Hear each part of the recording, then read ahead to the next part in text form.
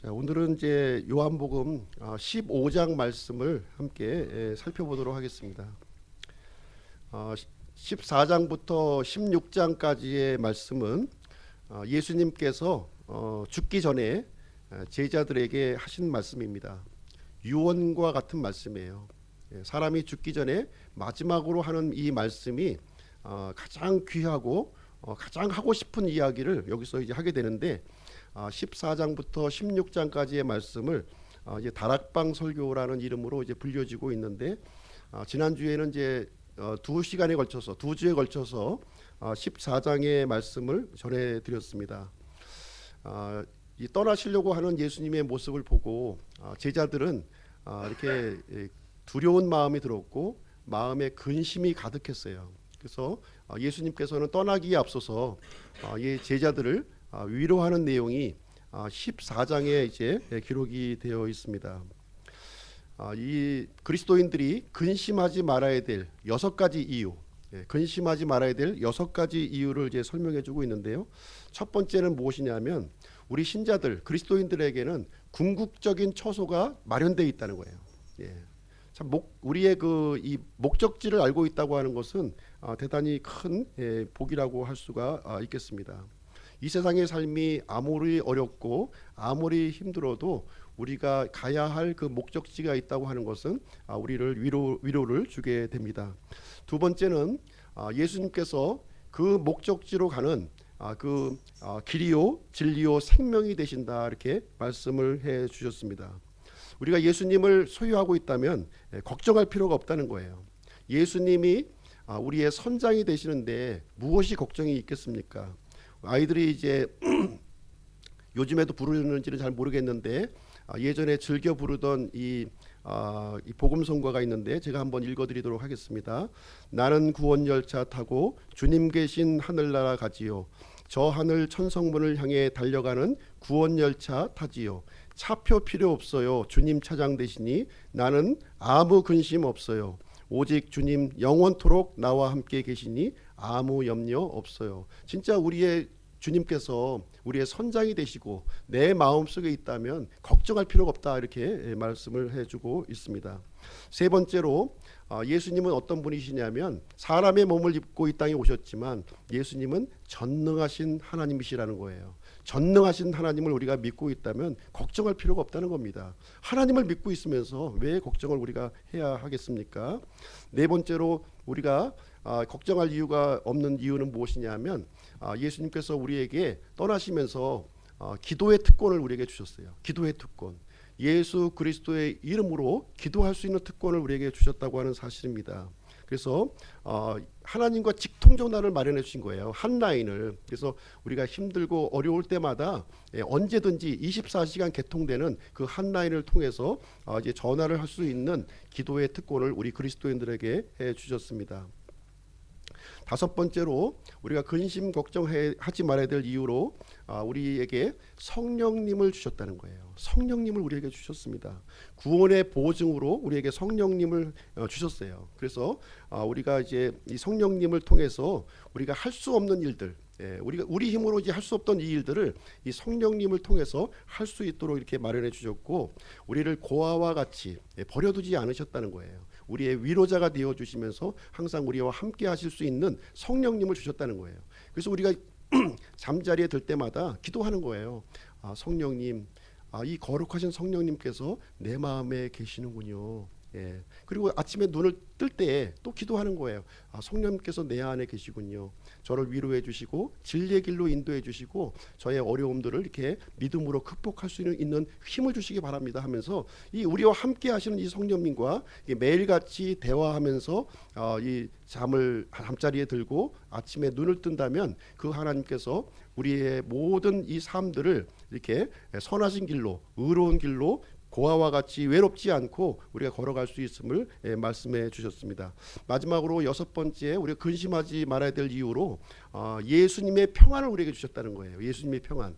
예수님의 평안은 세상이 주는 평안과 다르다 이렇게 말씀을 드렸습니다. 예수님이 주는 평안은 어떤 평안이에요? 하나님의 평안이라는 거예요. 영원한 평안이라는 겁니다. 깨지지 않는 평안을 우리에게 허락을 해 주셨습니다. 이러한 부분을 우리가 이제 인지하고 있다면 우리는 더 이상 걱정하면서 이 세상을 살 필요가 없다는 것을 이제 말해주고 있는 것입니다. 오늘은 이제 15장 말씀, 이어지는 말씀인데요. 15장 말씀을 함께 살펴보도록 하겠습니다. 15장은 이제 우리가 잘 알고 있는 말씀이에요. 포도나무와 가지의 비유에 대한 그 말씀입니다. 14장 31절 이제 한번 보겠습니다. 14장 31절에서 이어지고 있는데요.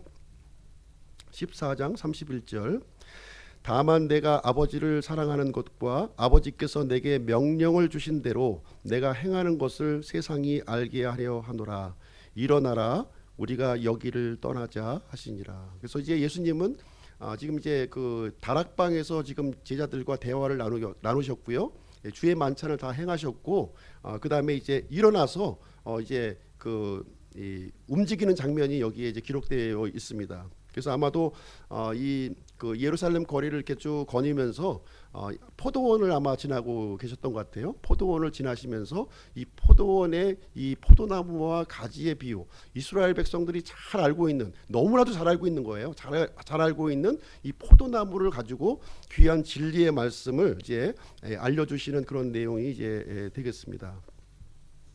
오늘 이제 말씀의 제목은 내 안에 거하라는 말씀의 제목을 가지고 오늘 본문의 말씀을 전해드리도록 하겠습니다. 우리 그리스도인들은 구원받은 것으로 머물러 있으면 안 돼요. 구원받은 것으로 머물러 있으면 안 됩니다. 나는 이제 천국 가니까, 천국 가는 티켓을 받았으니까 이제부터는 이제 내 마음대로 살아야지, 이러면 안 된다는 거예요. 이러면 안 됩니다. 만약에 이런 생각을 가진 사람이 혹여나 있다면 제가 생각하건대 99% 구원받지 않았을 가능성이 대단히 높습니다. 치명적인 병에 걸려 있거나 이제 구원받지 못한 사람들이 이제 이런 생각을 하고 있는 거예요. 부모가 자식을 낳는 이유가 뭡니까? 자식 낳는 게 목적입니까? 자식 낳는 게 목적이 아니잖아요. 이 자녀가 잘 건강하게 훌륭하게 성장하는 것이 이 부모의 심정이라는 거예요. 하나님도 마찬가지입니다. 우리가 구원받는 것 그 자체가 목적이 아니라는 거예요. 구원을 받는 것은 영적으로 새롭게 우리가 출생하는 거예요. 그렇다면 이제 하나님의 사람으로서 이렇게 건강하게 이렇게 열매를 맺는 이 성숙한 사람이 되기를 하나님은 원하신다는 것을 우리는 이제 여기서 생각을 해볼 수가 있는 것입니다. 그래서 하나님께서 우리 그리스도인들, 구원받은 그리스도인들에게 바라고 있는 것이 무엇이냐? 열매를 원하신다는 거예요. 열매를 원하신다는 것을 여기서 말해주고 있습니다. 2절 말씀해 보시면 이제 그 프루트, 영어로 이제 프루트라고 돼 있어요. 열매, 단수의 열매를 원하신다 이렇게 말씀해주고 있고요. 그다음에 2절 하반절에 보시게 되면 더 많은 열매라고 돼 있어요. 영어 표현을 보시면 좀 정확한데요. 이제 2절은 이제 프루트, 그다음에 모아 프루트. 그리고 5절과 8절에 보시면 머치 프루트 이렇게 되어 있는 거예요. 그래서 이제 그 처음에는 단수의 열매고 그다음에 모아 프루트 더 많은 열매, 그다음에 머치 프루트 아주 많은 열매를 하나님께서는 우리 구원받은 사람들에게 기대를 하고 있다 이렇게 이제 우리가 보면 되겠습니다. 그렇다면 우리 그리스도인들이 맺어야 될 열매가 무엇인가? 어떤 열매를 맺어야 되겠습니까? 하나님께서 우리 그리스도인들이 맺어야 될 열매는 무엇이냐면 영적인 열매라는 거예요. 이 세상적인 열매를 얘기하고 있는 것이 아니라 영적인 열매를 맺어야 할 것을, 우리가 구원을 받았으니까 이제 영적인 열매를 이제 맺어야 할 것을 말씀을 해주고 있는데요. 이 내용은 굉장히 포괄적인 내용을 우리에게 주고 있습니다. 그래서 우리가 열매라 이렇게 생각을 한다면 외적인 열매가 있고 또 한편으로는 내적인 열매, 내면적인 열매가 있다는 거예요. 그래서 외적인 열매를 생각한다면 우리가 이제 전도의 열매나 또 이 선교의 열매 이런 것을 우리가 또 생각을 해볼 수가 있고, 이 내면적인 열매를 우리가 생각해 본다면 이 성령님의 열매, 이 거룩함의 열매, 이런 열매를 우리가 이제 생각을 해볼 수가 있겠습니다. 그래서 이 열매라고 하는 것은 예수님께서 하셨던 그 일들을 우리가 하는 거예요. 네, 그 일들을. 그래서 이제 예수님이 맺으셨던 이 3년 반 동안 지상 생애를 하면서 맺으셨던 그 열매를 우리 그리스도인들도 동일하게 맺기를 원한다. 이렇게 말씀을 생각을 해 볼 수가 있습니다. 그래서 오늘 이제 본문의 말씀을 이렇게 보시게 되면 세 단락으로 우리가 살펴볼 수가 있어요. 세 단락. 1절부터 2절까지 우리가 이제 살펴볼 수가 있고요. 그 다음에는 3절부터 6절까지 그리고 7절, 8절 이렇게 해서 세 단락으로 우리가 생각을 해볼 수가 있습니다. 이제 첫 번째 단락은 이제 1절부터 2절인데요. 예수님은 참 포도나무시요 하나님은 농부시다 이렇게 이 내용입니다. 1절, 2절 제가 읽어드리겠습니다. 나는 참 포도나무요 내 아버지는 농부시니 내 안에서 열매를 맺지 아니하는 모든 가지는 그분께서 제거하시고 열매를 맺는 모든 가지는 깨끗하게 하사 그것이 더 많은 열매를 맺게 하시느니라. 자, 오늘 이제 말씀을 통해서 우리가 첫 번째로 생각해 볼 수 있는 건 무엇이냐면 예수님은 자기 자신을 이렇게 자신의 이 정체를 이렇게 밝혀주시는 말씀을 해주셨어요. 7가지 방식으로 이제 말씀해 주셨는데 오늘 이제 예수님이 나는 참 포도나무요 하시는 말씀은 7번째 자신의 정체를 밝히시는 그런 말씀이 이제 되겠습니다. 예수님은 참 포도나무시다 이렇게 말씀을 해주고 있습니다. 그래서 이제 참 포도나무가 있다면 우리가 이제 반대적으로 거짓 포도나무가 있구나라는 것을 우리가 이제 생각을 해볼 수가 있는데요. 그럼 거짓 포도나무는 뭐냐? 예수님은 참 포도나무시라고 이렇게 자신의 정체를 밝히셨는데, 그럼 거짓 포도나무가 있을 텐데 거짓 포도나무는 무엇인가 이제 말씀을 드리도록 하겠습니다. 이 거짓 포도나무는 이스라엘 민족을 이제 지금 얘기를 하고 있는 거예요. 이스라엘 민족. 열매를 맺지 못하는 이스라엘 민족이 바로 거짓 포도나무고요. 예수님은 열매를 많이 맺으시는 이제 참 포도나무로 이 땅에 오셨다. 이 얘기를 지금 이제 1절 말씀을 통해서 우리에게 말씀을 해주고 있습니다. 구약 성경을 보시게 되면 이스라엘 백성들을 이제 포도나무에 이렇게 비유를 하고 있는 모습을 볼 수가 있고요. 특별히 이제 이 대언서의 기록을 보시게 되면 이 열매를 맺어야 될 이 포도나무가 열매를 맺지 않는 모습을 보여주고 있는 거예요. 어떤 표현을 쓰고 있냐면 텅 빈 포도나무. 포도나무인데 열매가 하나도 없어요. 텅 빈 포도나무라는 거예요. 이스라엘 민족들이. 그리고 포도를 맺히긴 맺혔는데 이것이 정상적인 포도가 아니라 변질된 포도 열매를 맺었다는 겁니다. 변질된 포도나무, 야생 들포도나무를 맺었다 이렇게 말씀을 해주고 있습니다. 그래서 예수님께서 참 포도나무를 맺으시기 위해서 지금 이제 오셨다는 것을 우리에게 알려주고 있습니다. 2절 말씀을 보시게 되면 1절 말씀을 또 보시게 되면 내 아버지는 농부시니 이렇게 언급하고 있어요. 하나님께서 농부라고 이제 지금 이제 언급을 해주고 있는데요. 무슨 얘기냐면 하나님 아버지는 포도나무를 가꾸시는 분이라는 거예요. 예수님은 포도나무시고 하나님 아버지는 포도나무를 가꾸시는 분으로 지금 이제 소개가 되고 있습니다. 하나님이 농부신데 농부는 굉장히 이제 부지런해야 됩니다. 부지런해야 돼요. 새벽부터 밤늦게까지 한시도 실수가 없는 사람이 바로 농부의 이제 신분이 이제 되겠습니다. 그래서 2절 말씀을 보시게 되면 농부가 하고 있는 2가지를 여기서 기록하고 있어요. 농부가 할 수 있는 일 2가지. 첫 번째는 무엇이냐면 열매를 맺지 않는 모든 가지를 제거하신다 이렇게 말씀하고 있습니다. 열매를 맺지 않는 모든 가지는 제거한다. 그 다음에 열매를 맺는 모든 가지는 깨끗하게 하신다 이렇게 기록하고 있습니다. 2가지를 이제 농부가 이제 하고 있는 건데요. 그러면 열매 맺는 가지와 열매 맺지 않는 가지는 어떻게 구별을 할 수 있을까요? 그렇죠.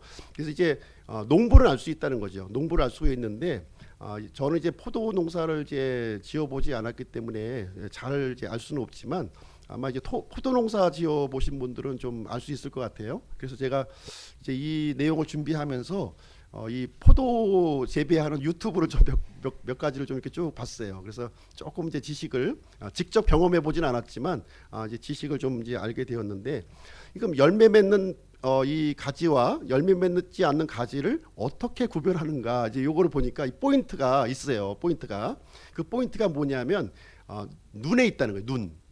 눈이 붙어 있는 가지는 열매를 맺는 가지고요. 눈이 없는 가지는 열매를 맺을 수가 없다는 거죠. 그래서 눈이 없는 가지는 이 영양분만 빨아먹는 거예요. 그냥 영양분만. 그리고 눈이 있는 가지는 영양분을 통해서 새로운 싹이 이렇게 이제 돋아나면서 거기서 열매를 이제 주렁주렁 맺게 되는 모습을 보게 되는데, 그래서 농부는 이 사실을 알고 있기 때문에 열매를 맺지 않는 가지, 눈이 없는 가지는 딱 잘라버리고, 그다음에 열매 맺는 가지, 눈이 있는 가지는 살리는 이제 일을 작업을 이제 하게 된다 하는 것을 여기서 이제 말씀을 해주고 있습니다. 그래서 열매를 맺지 않는 가지는 무엇이냐면 예수님을 믿지 않고 거부하는 사람들, 이 사람들이 열매 맺지 않는 가지들이에요. 그리고 열매 맺는 가지는 예수님을 믿고 신뢰하는 사람이다 하는 것을 여기서 이제 가르쳐주고 있는 내용이 이제 되겠습니다.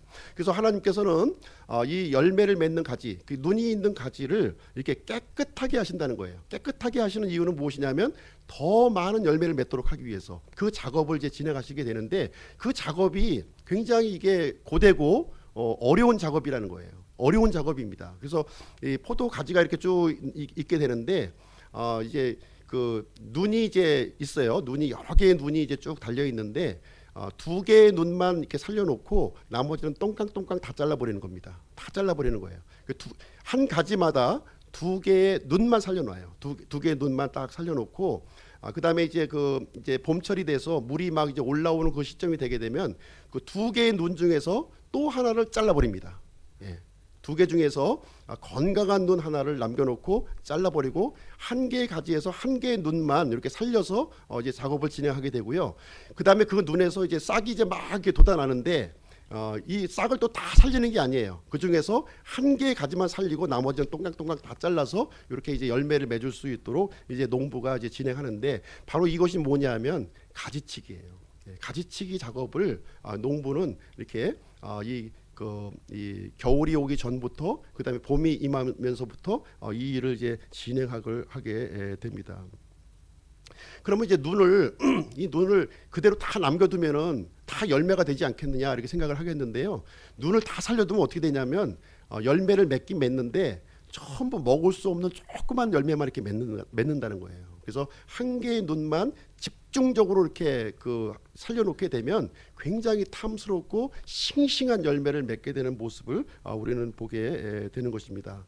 그래서 우리 그리스도인들을 이제 가지로 이렇게 지금 묘사를 하고 있는데, 우리 그리스도인들이 참 분주한 사람들이 많아요. 이것도 해야 되고 저것도 해야 되고 많이 분주한 사람들이 많이 있는데, 진짜 하나님이 원하시는 영적인 열매를 맺고자 한다면 하나의 눈만 살려두는 거예요. 예, 이것도 하고 저것도 하리라 하면은 진짜 하나님이 원하시는 그 열매를, 싱싱한 열매를 맺을 수가 없다는 것을 우리에게 가르쳐주고 있는 내용이 이제 되겠습니다.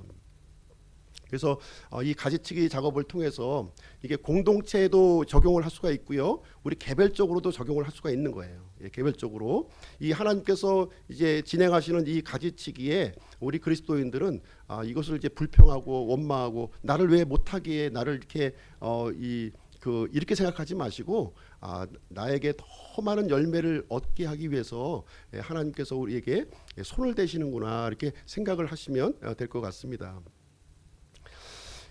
3절부터 6절 말씀만 보시겠습니다. 3절부터 6절 말씀. 예수님 안에 거하지 않으면 무용지물이다 이렇게 말씀을 드렸는데요. 들이 이제 아웃라인에 보시면 3절 말씀 한번 보겠습니다. 3절. 이제 너희는 내가 너희에게 일러준 말로 깨끗하게 되었으니.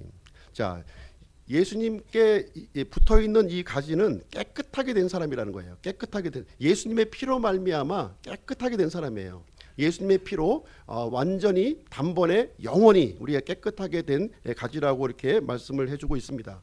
이 부정한 사람은 이게 붙어 있을 수가 없는 거죠. 예, 깨끗하게 된 사람만 지금 이제 붙어 있는데, 눈이 달려 있는 이 가지가 바로 이제 예수님의 이 생명, 영원한 생명을 소유하고 있는 이 그리스도인으로 우리가 생각을 해볼 수가 있습니다.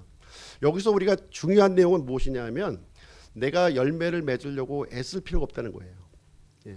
이 말씀을 통해서 내가 열매를 맺어야지, 이 열매에게 초점을 맞추는 것이 아니라 이 본문의 초점은 무엇이냐면 예수님, 나무가 되신 예수님에게 붙어 있느냐 안 붙어 있느냐가 중요하다는 거예요. 우리가 가지가 이 나무인 그 포도나무에 딱 밀착해서 붙어 있으면 이 가지는 저절로 많은 열매를 맺는다는 겁니다. 그런데 내가 이 가지에 붙어 있기를 거부하고 내가 억지로 이렇게 거부를 하게 되면 열매를 맺을 수 없다는 사실을 여기에서 얘기를 해주고 있습니다. 그래서 가지가 해야 될 중요한 일은 뭐냐? 내가 열매를 맺기 위해서 애쓰는 것이 아니라 지금 예수님께 이렇게 꽉 붙어야 되겠구나, 이런 생각을 우리가 가져야 되겠습니다. 4절 5절 말씀 보겠습니다. 4절 5절. 내 안에 거하라, 나도 너희 안에 거하리라. 가지가 포도나무 안에 거하지 아니하면 스스로 열매를 맺을 수 없는 것 같이 너희도 내 안에 거하지 아니하면 더 이상 열매를 맺을 수 없느니라.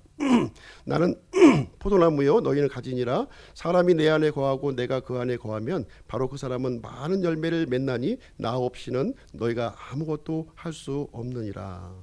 자, 여기서 보시게 되면 열매를 맺는 주체가 누군가요? 열매를 맺는 주체가 나무예요. 가지가 이 주체가 아니라는 겁니다. 그래서 우리가 여기서 생각할 수 있는 것은 열매 맺는 주체가 내가 아니라 예수님이구나. 예수님께서 열매를 맺게 해주시는 것이지 나는 예수님께 붙어있는 일, 그 일만 하면 되는구나 하는 사실을 여기서 알려주고 있습니다. 그래서 이것을 바꾸면, 순서를 바꾸면 문제가 되는 거예요. 내가 주체가 되고 예수님이 객체가 되면 이것은 열매를 맺을 수 없는 그런 사람으로 변모하게 됩니다. 예전에 제가 이제 핸드폰을 이제 갖고 있었는데 충전기가 하나 있었어요. 충전기가 있었는데 이 충전기가 좀 약간 불량이었어요. 불량이어서 충전을 하려고 이렇게 보니까 이 충전이 안 되는 거예요. 그래서 이렇게 선을 갖다 이렇게 막 이렇게 움직이면은 이제 충전이 되고, 또 이렇게 좀 내려놓으면은 또 접촉이 끊어져 가지고서 또 충전이 안 되고 그러는 거예요. 그래서 이제 이렇게 볼펜으로 이렇게 선을 받쳐 가지고 충전을 이렇게 시켰던 그런 경향이 이제 있습니다. 이 충전을 안 시키면 이제 핸드폰은 무용지물이죠. 우리가 이제 필수품으로 이제 사용하고 있는데, 이제 오늘날 이제 보게 되면 이렇게 접촉 불량 신자들이 많이 있다는 거예요. 교회에 나오면 충전되는 것 같은데 교회만 떠나게 되면 충전이 안 돼가지고 방전이 돼버려 가지고서 믿지 않는 사람처럼 이렇게 살아가고 있는 거예요. 교회 와서는 믿는 사람처럼 이렇게 아주 훌륭한 그리스도인의 모습을 보이고 있는데, 이제 교회만 딱 떠나게 되면은 세상 사람하고 똑같이 살아가는 모습을 이제 보여주고 있는 접촉 불량인 거죠. 어떨 때는 하나님께 붙어 있고, 어떨 때는 하나님께 떨어지고, 참 편리한 거예요. 내가 싫으면 떨어져 있고, 내가 필요하면 붙어 있는 그런 그 신자의 모습을 보여주고 있습니다. 우리 그리스도인들에게 예수님께서 원하시는 것은 무엇이냐면 내 안에 거하라는 거예요. 내 안에 거하라는 거예요. 이 내 안에 거하라고 하는 것은 무슨 얘기냐면 필요할 때만 거하는 것이 아니라 계속해서 거하라고 있으라는 말이에요. 계속해서. 가정에 있을 때나 교회에 있을 때나 직장에 있을 때나 어느 곳에 있을 때나 이게 계속해서 예수님께서는 거할 것을 말씀해주고 있어요. 그렇게 했을 때 이제 우리에게 많은 열매를 예수님께서 맺게 해주시겠다, 이렇게 말씀을 해주고 있습니다. 그래서 내 안에 거하라고 하는 것은 이것은 우리 선택의 문제가 아니라 명령입니다. 예수님께서 명령하고 있는 거예요.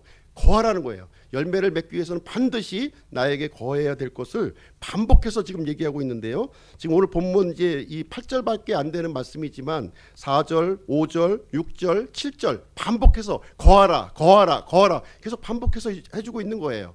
거하기만 하면 하나님께서는 열매를 많이 맺게 해주신다, 이렇게 말씀을 해주고 있습니다. 6절 말씀 한번 보시겠습니다. 6절. 논란이 좀 많은 구절인데요. 6절. 사람이 내 안에 거하지 아니하면 그는 가지처럼 버려져서 시드나니 사람들이 그것들을 모아 불 속에 던져 태우느니라. 가지처럼, 이제 가지를 이제 제가 이제 그리스도인으로 제가 말씀을 드렸죠. 가지는 이제 그리스도인인데, 이 그리스도인이 내 안에 예수님 안에 거하지 아니하면 그는 가지처럼 버려져서 시드나니 불 속에 던져 태운다, 이렇게 해가지고 이 말씀을 이렇게 착 들이대면서 이 구원받은 사람들도 구원을 잃어버릴 수 있어 하고 이제 가르치시는 분들이 이제 많이 있는 거예요. 구원을 잃어버릴 수 있다는 구절로 지금 이제 6절 말씀을 우리에게 이제 많이 언급하고 있습니다. 이 구절을 딱 보게 되면 당황스러운 거예요.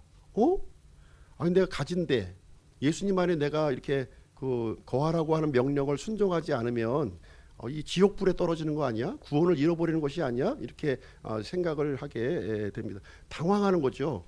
구원도 잃어버릴 수 있네 하면서 이제 믿음이 흔들리는 경우가 이제 많이 있습니다.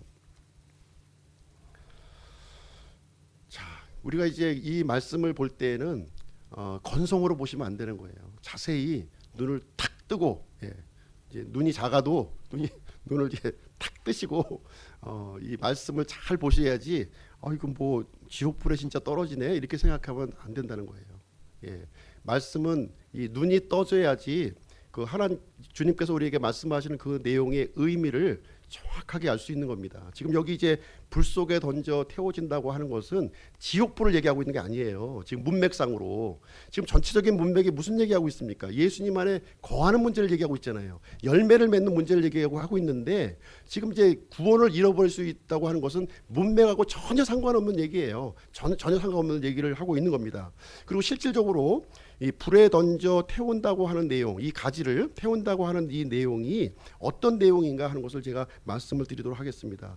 지옥불을 얘기하는 것도 아니고요, 구원을 잃어버린다고 하는 내용을 지금 얘기하고 있는 것이 아니에요. 이 한 구절만 보더라도 그 내용을 얘기하는 것이 아닙니다.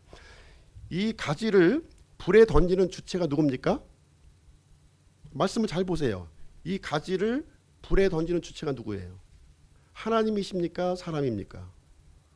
사람이라는 거예요. 사람이 이 가지를 불에 던져 태우고 있다는 거예요. 우리 사람을 지옥불에 던지시는 분은 누구예요? 사람이 지옥불에 던집니까? 아니면 하나님이 던집니까?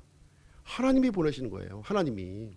믿지 않는 사람들을 지옥불로 보내시는 분은 하나님이세요. 사람이 보내는 게 아닙니다. 사람은 단순히 우리의 육체를 태울 뿐이에요.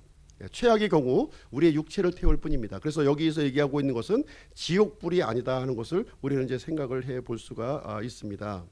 그래서 6절 말씀을 그럼 어떻게 이해를 해야 되는가? 1차적으로 볼 때에는 이 말씀의 내용을 우리가 이제 유대인으로 보시면 된다는 거예요. 유대인.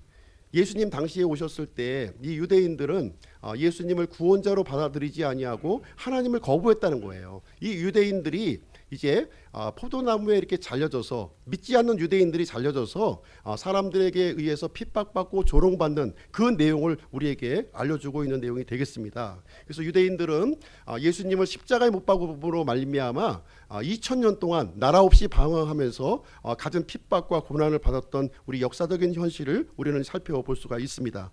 그리고 2차적으로 우리 그리스도인들에게도 적용할 수 있다는 거예요. 우리가 구원받고 예수님 앞에 이렇게 접붙여져 있지만 그럼에도 불구하고 우리가 말씀도 읽지 않고 기도도 하지 않고 하게 되면 이 가지처럼 시들어 버린다는 거예요. 믿지 않는 사람, 불신자와 똑같이 살게 되면 어떻게 하겠어요? 이 믿지 않는 사람들이 우리 모습을 보고서 이 하나님 믿는 사람이 말이야 저렇게 살면 되겠어? 믿지 않는 사람보다 더 악한 짓을 하네? 하면서 조롱하면서 이게 비난한 일이 생긴다는 거예요. 그래서 사람들의 발에 짓밟히는, 구원받았음에도 불구하고 믿지 않는 불신자들에게 짓밟히는 일이 이제 생겨난다 하는 것을 얘기를 해주고 있습니다. 그리고 이 그 잘려진 이 가지는 가룟유다로 우리가 생각해 볼 수도 있어요. 눈이 없는 가지, 깨끗하지 않은 가지로 우리가 생각을 해 볼 수가 있습니다. 그래서 이미 구원받은 가지가 이렇게 잘려지고 구원을 잃어버리고 지옥불에 들어가는 내용을 말하는 것이 아니다. 이렇게 눈을 좀 탁 뜨고서 읽어보면 우리가 이제 분별할 수 있는 그런 내용이 되겠습니다. 그래서 우리 구원받은 가지, 눈이 있는 가지는요, 이 존재 목적이 뭐냐면 열매를 많이 맺는 거예요. 열매를 많이 맺는 것이 본래의 본질적인 역할입니다. 열매는 맺지 않고 입만 무성하고 하는 것은 하나님께서 원하시는 것이 아니다. 그렇게 되면은 믿지 않는 사람들한테 이렇게 조롱받고 핍박을 받게 된다. 맛을 잃은 소금이 이렇게 사람들에게 짓밟히는 것과 같이 그런 모습이 되는 거예요. 이 그리스도인들이 믿음의 자리를 떠나면 어떻게 됩니까? 레 미제라블, 비참한 사람이 되는 거예요. 사람들의 조롱거리로 전락이 되는 겁니다. 이 삼손이 믿음을 떠났을 때 어떻게 됐습니까? 눈이 뽑히고 이 다곤 신전에서 이교도 사람들에게 조롱거리가 되고 이런 모습으로 변모가 된 모습을 우리는 보지 않습니까? 우리 그리스도인들도 마찬가지라는 거예요. 그리스도인임에도 불구하고 이렇게 이 말씀도 읽지 않고 예배도 참석하지 않고 기도도 하지 않고 있다면 이렇게 가지처럼 시들어져서 이렇게 볼품없는 조롱거리로 전락한다, 이 얘기를 해주고 있는 내용이 되겠습니다. 세 번째로 이제 7절 8절 말씀 한번 보도록 하겠습니다. 예수님 안에 거하면 열매를 이제 많이 맺는다는 거예요. 열매를 많이 맺게 됩니다. 너희가 내 안에 거하고 내 말들이 너희 안에 너희 안에 거하면 이렇게 기록을 하고 있는데요. 이 5절 말씀과 또 동일한 말씀입니다. 5절과 7절이 동일한 말인데 단어 하나가 딱 들어가 있어요. 7절 말씀에 보시게 되면 너희가 내 안에 거하고 내가 너희 안에 거한다 5절에 기록되어 있는데 7절 말씀은 어떻게 되어 있냐면 너희가 내 안에 거하고 내 말들이 너희 안에 거하면 이렇게 기록하고 있습니다. 예수님이 우리 안에 거하고 성령님이 우리 안에 거한다고 하는 것은 좀 어떻게 보면 추상적이에요. 그렇지 않습니까? 그래서 실제적인 내용을 여기서 이제 7절 말씀에서 알려주고 있는 거예요. 그래서 예수님이 우리 안에 거하고 성령님이 우리 안에 거한다는 것이 무엇이냐? 예수님의 말씀이 우리 안에 거하는 것이다. 이렇게 이제 구체적으로 분명하게 얘기를 해주고 있는 거예요. 그래서 우리가 기록되어 있는 이 성경 말씀이 바로 예수님이요 성령님이시다 하는 것을 우리에게 알려주시고 있는 내용이 되겠습니다. 그래서 보이지 않는 예수님, 보이지 않는 성령님이 바로 하나님께서 우리에게 기록된 이 말씀을 우리 마음속에 간직했을 때 이제 예수님 안에 예수님께서 우리 안에 거하시는 것으로 지금 이제 표현을 해주고 있는 그런 내용이 이제 되겠습니다. 그래서 이 말씀을 내 마음 속에 이렇게 간직하고 있으면 예수님 안에 이렇게 거하고 있는 삶이라는 거예요. 예수님께 붙어 있는 가지다 이렇게 우리에게 구체적으로 우리에게 알려주고 있습니다. 예수님 사랑 너무 막연하잖아요. 말씀 사랑하는 거예요. 말씀 사랑하는 것이 곧 예수님 사랑하는 겁니다. 예수님과 연합한다 이런 표현이 나와 있는데 어떻게 하는 거예요? 말씀과 연합하는 겁니다. 이렇게 구체적으로 우리가 하나님께서 우리에게 약속하신 그 말씀과 이게 밀접하게 이렇게 가까이 있을 때 예수님 안에 거하는 그런 일이 생기게 되고 열매를 많이 맺는 그런 일이 우리에게 이루어지게 됩니다. 그래서 우리가 이 말씀에 대한 사랑과 이 연합이 깊어지면 깊어질수록 그럴수록 더 많은 머치 프루트가 우리에게 열려짐을 우리에게 말씀을 해주고 있습니다. 그래서 우리가 이제 말씀을 이렇게 깊이 묵상하는 게 필요한 거예요. 깊이 묵상을 하게 되면 예수님과 깊은 교제로 우리가 들어갈 수가 있습니다. 말씀을 건성으로 읽게 되면 어떻게 돼요? 예수님과 건성인 관계가 되는 거예요. 그래서 우리가 사람과 사람 사이의 관계에 있어서도 대충 그 사람의 말을 들으면은 대충 관계가 되는 겁니다. 그러나 그 상대방의 말을 유심하게 잘 곱씹어서 듣게 되면 깊이 있는 그 교제가 이루어지는 것처럼 예수님과 교제 관계도 그러한 것을 우리에게 알려주고 있습니다. 어린아이가 이제 그 엄마의 품에 안겨서 이렇게 있으면은 이 어린아이가 엄마의 사랑 안에서 이제 말을 하는 거예요. 이렇게 주절 말도 안 되는 얘기를 막 해요. 그러면 이제 엄마가 뭐라 그럽니까? 오 그래 알았어 답변하잖아요. 그게 이제 교제가 되는 거예요. 이 말씀을 통해서 서로 교제가 되는 내용이. 그래서 이 아이와 엄마가 이렇게 그 점점 더 깊은 관계가 들어가는 겁니다. 그래서 예수님에 대해서 알면 알수록 그리고 이 아이가 엄마에 대해서 알면 알수록 점점 더 깊은 이 관계로 우리가 들어가는 것을 우리에게 알려주고 있습니다. 그래서 이제 이 예수님과 내가 이제 깊은 관계에 들어가고 아이가 엄마와 이렇게 깊은 관계에 들어가게 되면 엄마의 원함이 나의 원함이 되는 거예요. 그리고 예수님의 원함이 나의 원함이 되는 거예요. 그래서 이제 그 무엇이든지 이제 주님께 기도하게 되면 이제 들어주신다 이렇게 말씀을 해주고 있습니다. 우리 엄마하고 아이 관계 똑같이 얘기하면 돼요. 엄마하고 이제 이렇게 깊은 친밀한 관계에 있으면 엄마의 원하는 것을 아이가 이렇게 나 이것 좀 하고 싶어 얘기했을 때 엄마가 안 들어줄 엄마가 어디 있겠어요. 나쁜 짓 하려고 하는 것이 아니고 자신의 이 엄마의 마음을 그대로 이렇게 복사판으로 해서 이것을 하고 싶다고 했을 때는 그 내용을 이제 들어주시는 것처럼 하나님께서도 우리가 깊은 연합 관계에 있을 때 그런 것을 우리에게 들어주신다 이렇게 말씀을 해주고 있습니다. 그래서 예수님과 이렇게 깊은 연합 관계에 들어가는 핵심적인 포인트가 뭐냐? 여기 이제 두 가지를 우리에게 알려주고 있는 거예요. 말씀과 기도예요. 말씀과 기도를 우리에게 얘기를 해주고 있습니다. 더 깊은 말씀의 이 깊이로 들어가고 더 깊은 이 기도의 관계로 이제 들어가는 거예요. 들어가게 되면 예수님과 내가 밀접하게 이렇게 연합이 되게 되는 것이고 또 예수님의 이 진액을 통해서 우리가 많은 열매를 맺을 수 있다 하는 것을 얘기를 해주고 있습니다. 치우치면 안 되는 거예요. 어떤 사람은 말씀하면서 말씀만 읽는 거예요. 이런 사람들은 어떻게 되냐면 이 마음이 메마르고 이렇게 비판적인 사람으로 이렇게 바뀌어지게 됩니다. 너무 말씀만 구하시면 안 돼요. 병행해서 기도를 해야 된다는 거예요.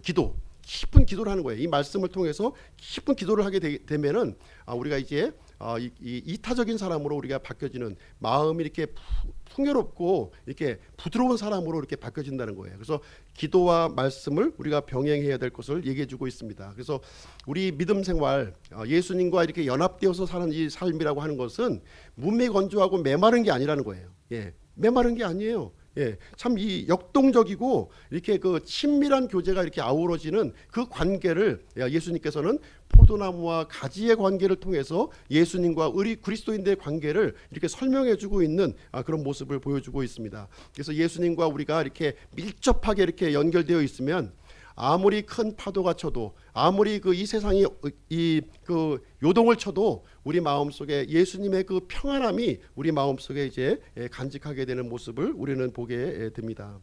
우리가 이제 이 어수선한 세상을 우리가 지금 살아가고 있는데요. 사실 이제 말씀을 묵상하고 또 주님 앞에서 이렇게 기도하는 일이 참 쉽지가 않아요. 생각처럼 쉽지 않습니다. 한번 결심을 해보지만 사실 이제 쉽지가 않은 일인데, 이 쉽지 않다는 거를 우리가 알고 있어야 돼요. 왜 쉽지 않을까요? 왜 말씀과 기도의 깊은 교제가 하나님을 기쁘시게 하고 나에게 많은 유익과 열매를 맺게 해줌에도 불구하고 이것이 왜 쉽지 않을까 하는 것을 한번 좀 생각을 해봐야 된다는 거예요. 그 이유는 우리의 게으름일 수도 있고요. 악한 마귀가 지금 그 문제를 방해하고 있다는 거예요. 하나님과 이렇게 가까이 가는 것을 우리가 이 마귀가 지금 이제 사탄 마귀가 방해하고 있다, 이렇게 우리가 볼 수가 있습니다. 그래서 마귀는 항상 이 하나님의 일을 우리가 하는 거에 대해서 반대로 지금 이제 이 대적하고 있는 일을 우리가 하고 있는 것입니다. 그래서 우리는 어떻게 됩니까? 그 뜻에 반대로 하면 되는 거예요. 반대로. 예. 우리가 그 하나님의 열매, 영적인 열매를 맺는다고 하면서 먹을 거 다 먹고 하고 싶은 거 다 하고 세상과 육신의 좋은 거 다 따라가면서 영적인 열매 맺을 수 있습니까? 불가능해요. 그거는 불가능한 겁니다. 예. 그래서 말씀과 기도가 예수님과 연합하는데 진짜 중요한 것을 알고 진짜 필요한 것을 안다면 결단해야 되는 거예요. 이 순간 결단하리라. 예, 결단하리라 하고 이 금년 말 얼마 남지 않았는데요. 결단하는 거예요. 결단해서 더 이 말씀을 통해서 더 깊은 예수님과의 이 깊은 이 관계로 내가 들어가야 되겠구나. 그리고 이 말씀을 통해서 이 말씀을 그냥 읽으시면 안 돼요. 읽으시면서 한 절 읽고 그 말씀을 붙들고 기도하는 거예요. 예. 거짓말하지 말라 그러면은 주님, 제가 거짓말을 지금 많이 했는데 거짓말하지 않게 해주세요. 나를 도와주세요. 이렇게 기도하는 거예요. 한 구절 읽고 기도하고 한 구절 읽고 기도하고. 지루합니까? 그럼 찬송 부르고 기도하는 거예요. 찬송 부르고 말씀 읽고 찬송 부르고 기도하고. 이렇게 하게 되면은 굉장히 말씀이 진짜 꿀송이보다 더 달고 예수님과 이렇게 아주 친밀한 연합관계에 들어가게 되면서 예수님이 원하시는 이 영적인 열매가 우리 내적으로뿐만 아니라 외적으로도 풍성하게 이렇게 연결되어진다, 이렇게 그런 것을 우리에게 알려주고 있습니다. 자, 우리에게 이제 그 머릿속에 아이디어가 이렇게 들어와요. 아이디어가 들어오는데 이 아이디어를 잘 점검해야 됩니다. 이 아이디어가 누구의 아이디어인가 한번 잘 생각해 보셔야 돼요. 이게 그냥 넘어가면 잘 몰라요. 그냥 넘어가면 잘 모르는데 이 아이디어가 하나님의 아이디어인가, 아니면 나의 육신의 아이디어인가, 아니면 마귀의 아이디어인가, 이것을 잘 분별해야 돼요. 셋 중에 하나예요. 우리 구원받았다면, 구원받지 않은 사람은 육신의 아이디어와 마귀의 아이디어 두 가지밖에 없습니다. 우리 구원받은 사람에게는 세 가지가 있어요. 하나님의 아이디어, 그 다음에 육신의 아이디어, 마귀의 아이디어, 세 가지가 있습니다. 그래서 우리는 하나님의 아이디어를 취해야 되는 거예요. 세상의 아이디어, 마귀의 아이디어는 우리가 단호하게 거절해야 되는 거예요. 영적인 열매를 맺기를 원하십니까? 그러면 거절해야 되는 거예요. 영적인 열매 맺기 싫어요? 그러면 육신의 아이디어와 마귀의 아이디어를 쫓아서 가면 되는 거예요. 간단한 겁니다. 그래서 예수님께서 우리에게, 그리스도인들에게 명령하고 있는 거예요. 내 안에 거하라는 거예요. 거하라. 말씀과 기도를 통해서 내 안에 밀접하고 친밀하게 거하라는 거예요. 친밀하게 거하면 거할수록 더 많은 영적인 열매를 우리에게 주겠다 이렇게 얘기해 주고 있습니다. 아이가 엄마하고 이렇게 생명줄로 연결되어 있는 것처럼 우리 그리스도인들은 포도나무와 가지처럼 생명줄로 연결되어 있는 거예요. 이 생명줄을 소홀하게 여기고 이렇게 무관심하게 여기게 되면 절대로 열매를 맺을 수가 없는 거예요. 그러나 이 생명줄을 더 든든하게 하고 더 깊게 하면은 우리가 이제 귀한 열매를 맺을 수 있다고 생각을 합니다. 열매를 맺지 않는 이 포도나무 아무 쓸데 없어요. 어디에 쓰겠습니까? 예, 목재로 쓰겠어요? 아니면 관상목으로 쓰시겠어요? 아무것도 쓸 수 없어요. 어디에 쓰냐면 단 한 군데 쓸 때가 있습니다. 불쏘시개로 쓰는 거예요. 불쏘시개. 네. 이 구원받는 그리스도인들이 이 예수님 안에 이게 거하지 아니하고 이렇게 열매를 맺지 못하고 텅 빈 이런 포도나무를 있게 되면 쓰일 때는 단 한 가지예요. 예, 불쏘시개로 쓰는 겁니다. 화목으로도 못 써요. 화목으로도. 예, 그래서 우리가 더 우리 그리스도인들이 이 예수님의 생명과 이렇게 긴밀하게 연결해야 되겠다는 것을 우리가 이 시간에 결심을 하는 그런 시간을 가졌으면 좋겠습니다. 결론을 드리도록 하겠습니다. 우리는 가지예요. 우리 그리스도인들은 가지의 신분이기 때문에 예수님과 꼭 붙어 있어야 되는 겁니다. 긴밀하게 붙어 있어야, 떨어지시면 안 돼요. 꼭 붙어 있어야 됩니다. 두 번째는 농부이신 이 하나님의 손길, 이 손길이 우리 삶 가운데 이렇게 이제 그 진행이 되는데 그 진행되는 손길에 우리가 순복해야 된다는 거예요. 원망하고 불평하고 이렇게 또 이 대적하는 것이 아니라 순복하는 마음을 우리가 가져야 할 필요가 있습니다. 그리고 우리 그리스도인들은 날마다 일주일에 한 번 교회 왔으면 됐지. 이제 뭘 또 바래. 이렇게 하시면 안 된다는 거예요.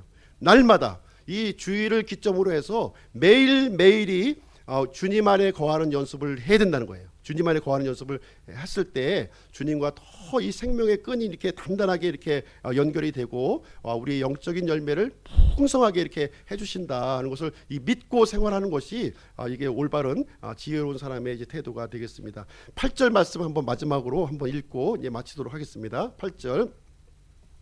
우리 이게 좀 많이 시간이 지나긴 했는데요. 한 목소리로 같이 읽도록 하겠습니다. 8절 시작. 너희가 열매를 많이 맺는 것 이것으로 내 아버지께서 영광을 받으시나니 이로써 너희가 내 제자가 되리라. 예, 우리가 열매를 많이 맡게 되면요, 하나님께서 영광을 받으신다 이렇게 말씀을 했고 또 예수님을 따르는 우리 제자가 된다고 우리에게 알려주셨습니다.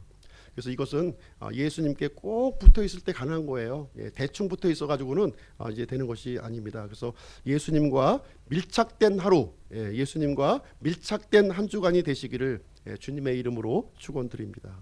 기도하고 마치도록 하겠습니다.